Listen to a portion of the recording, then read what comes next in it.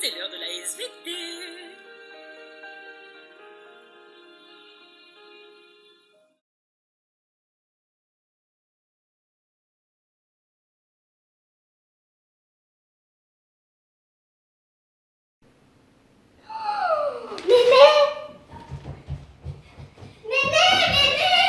Qu'est-ce qui se passe? C'est quoi ces trois signés? Oh là là, ma bonne Charlotte. Les gens construisent vraiment n'importe où. Signer est un vrai gruyère. Mais déconne encore.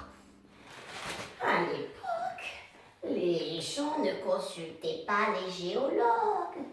Tu sais que Mémé était géologue, hein? Oui, mais on sait. Oui, ben, on les consultait pas.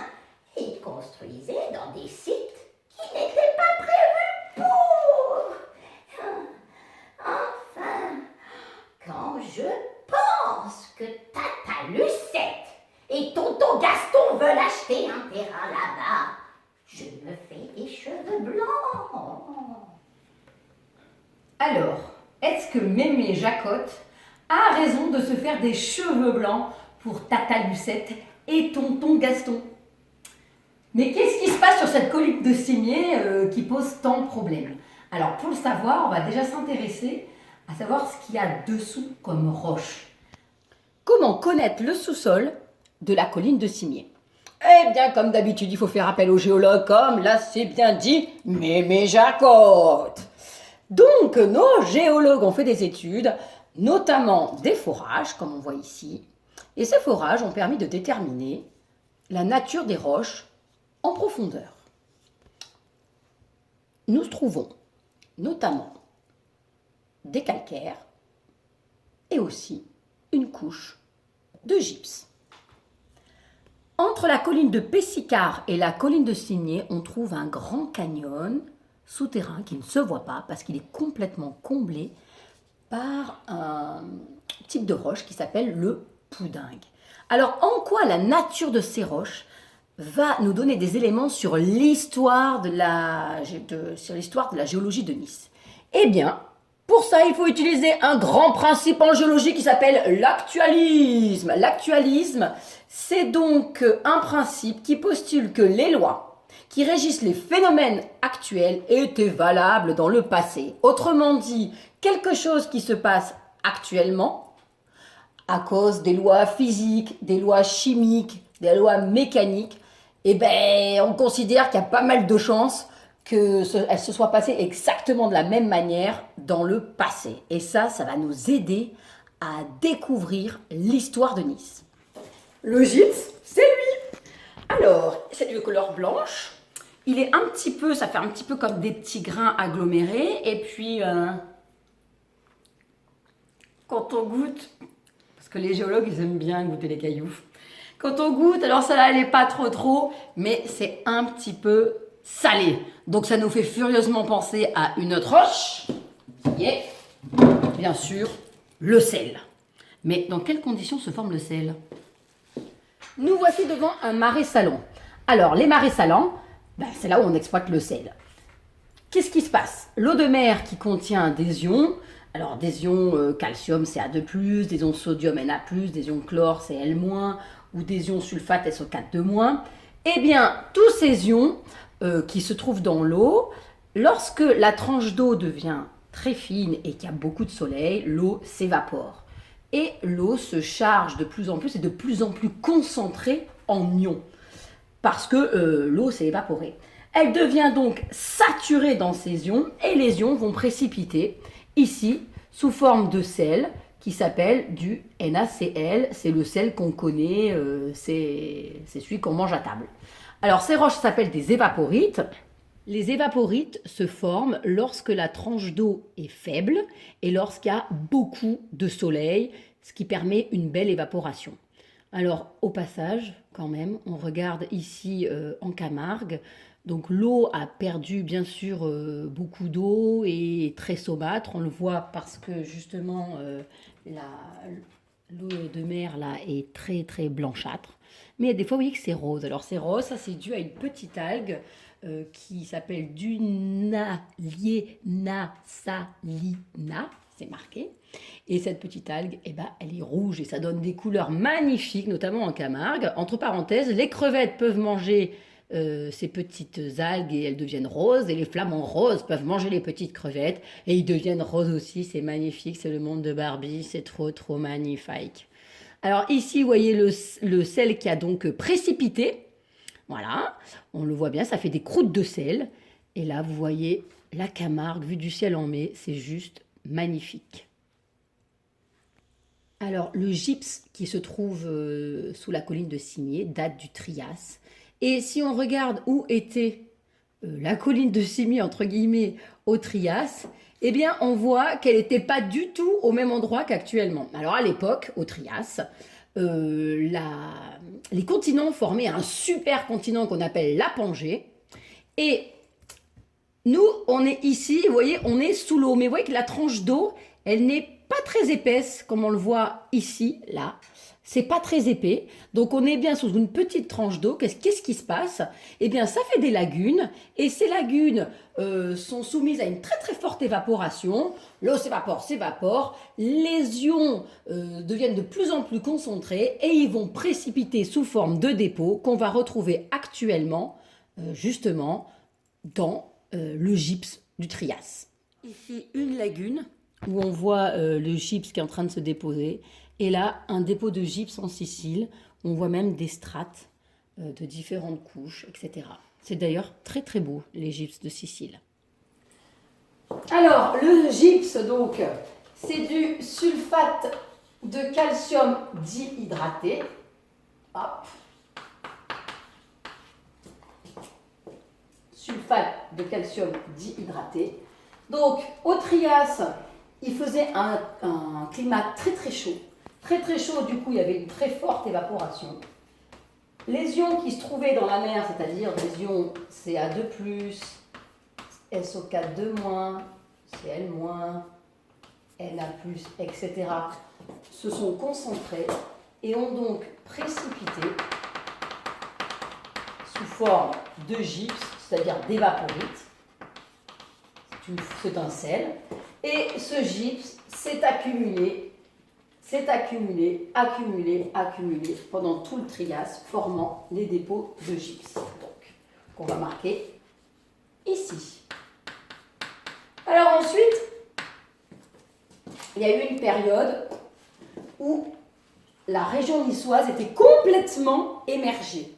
Au Jurassique, vous voyez que la Pangée est en train d'éclater, parce que notamment la Thétis est en train de s'ouvrir, c'est un océan. On regarde où est-ce qu'on est, on se cherche, on est là. Et là, si je fais un petit zoom, eh bien, on n'est pas sous l'eau. Donc, c'est pour ça qu'il n'y a pas de dépôt. Alors, je rappelle au passage qu'au Jurassique, c'est là où viennent certains dinosaures, qui avaient d'ailleurs commencé à vivre au Trias. C'est aussi le début des plantes à fleurs.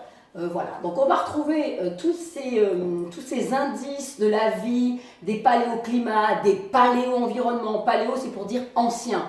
Donc les anciens environnements, en regardant justement qu'est-ce qu'on trouve dans les roches. Alors, je vous présente rapidement, bien sûr, par exemple ici, un trilobite qui ne date pas du tout du Jurassique, mais plutôt du début du Trias, puisqu'il était présent à ce moment-là. Donc ça nous permet de retrouver la faune qu'il y avait à l'époque. Parfois, on va retrouver aussi d'anciens fossiles de plantes. Ça va nous permettre de connaître la flore qu'il y avait à l'époque.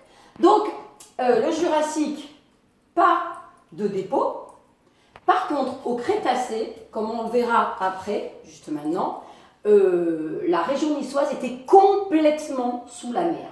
Complètement sous la mer et sous une tranche d'eau beaucoup plus importante que au Trias. Donc on ne va pas déposer des gypses parce qu'il n'y a pas une très forte évaporation, mais on va déposer des calcaires.